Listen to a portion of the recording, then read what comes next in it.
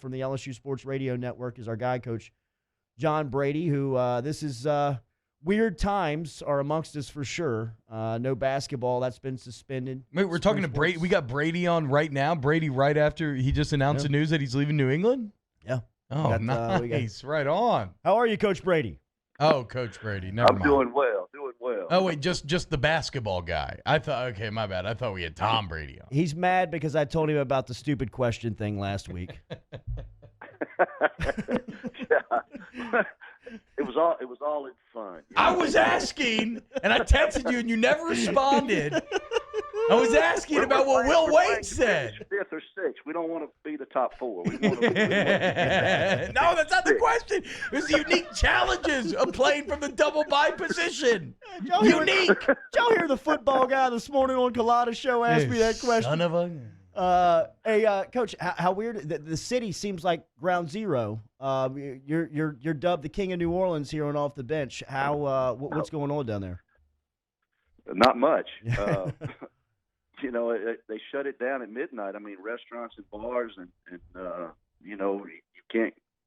It's bizarre. You can't go in a restaurant, sit down, and get something to eat in New Orleans of all places. So it's a little quiet. Streets are a little barren. There's not much going on, and I'm coming to Baton Rouge today, and I guess it's about the same thing up your way as well. Yeah, it seems like it's about 2 days behind you guys down there. Whatever's going on, we're kind of 48 hours behind, but it's crazy times down here with the coronavirus, sports being suspended. I don't know. I've had a chance to talk to Coach Wade a little bit on how he handles this. Do you have any idea how you manage your team throughout these uncertain times?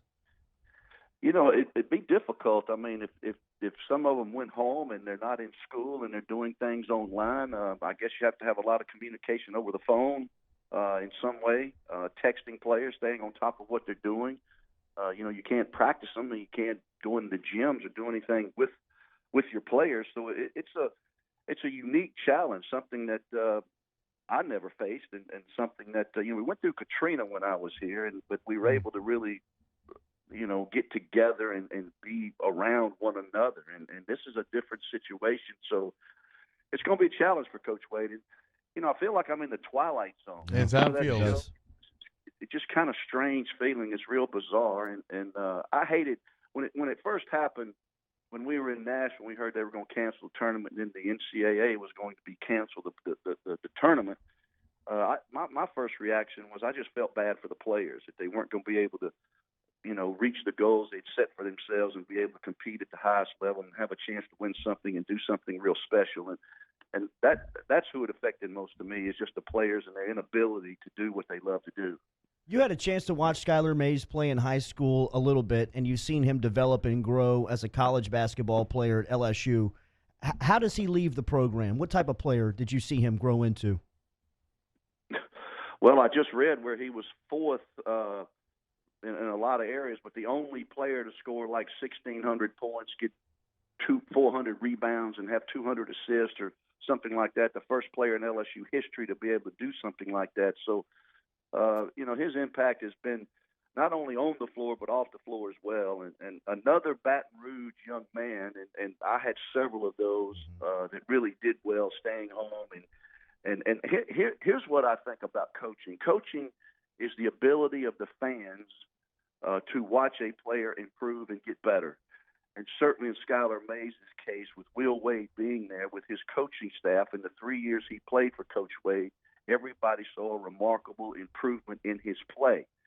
And you can go with Marlon Taylor and see the improvement of him in a short period of 2 years with this coaching staff. So, I think there's coaching and teaching and instruction going on when you see players in front of you develop and get better. So those are all positive things, and I think it lends itself to recruiting, where you can show a young man, if you come to our program, you develop and get better, and I think that's a sign of good coaching. From an evaluation standpoint, in having the experience in coaching, what do you see the ceiling for a player like Darius Days, or the potential? Well, a lot of that, I think he's got. He can shoot the three. He's not the quickest player laterally that I've seen, but certainly he can play over the rim at times. I think his saving grace ability to shoot the ball well. He needs to shoot it more consistently from the 3-point line. and he's really good off the post. I think he can go on the post and score on some players, and he showed that during the course of this year from time to time. But, a lot of that, when people talk about the development of players, it's his responsibility, too, to get better, to watch his weight, see how he manages himself off the floor and in the off season. So I think he's got an opportunity to really play well. I'm not sure about him putting his name in the draft. He may test the waters, but I think the best thing for him is to come back next year, be involved in this program, and be the best player he possibly can by staying in the college game and benefit from the coaching he's going to receive next year at LSU. Coach, it's crazy to think back in like 2006, like right around this time, the run you guys were going on and just kind of what it did to the state. And now that, basketball, sports in general is just not going to be around.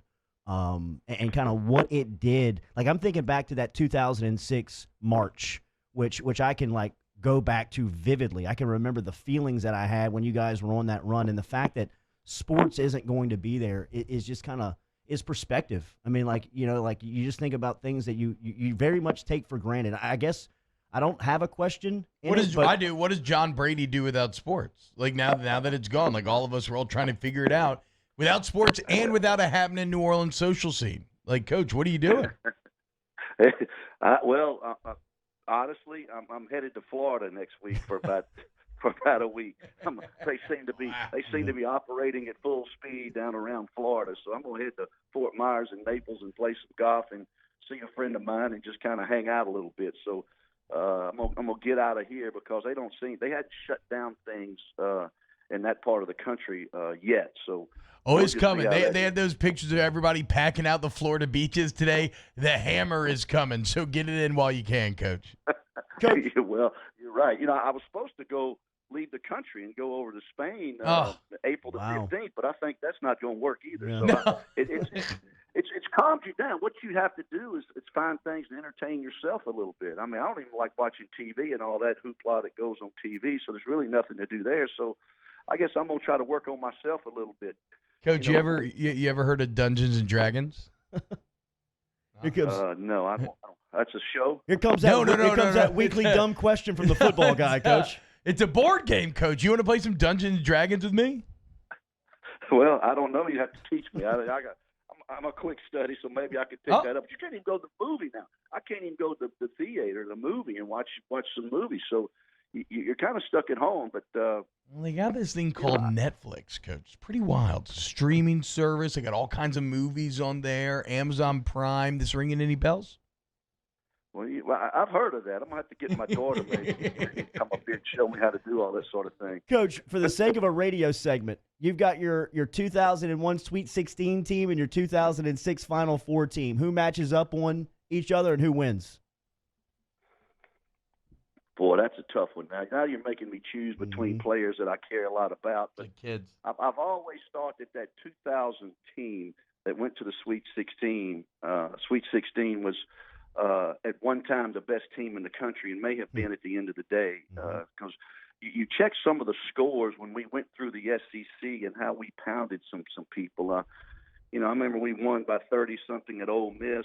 It still stands as the worst defeat in the history of Alabama in the SEC in Coleman Coliseum. We put them down for about 35 that night. Damn. So that team was really, really explosive.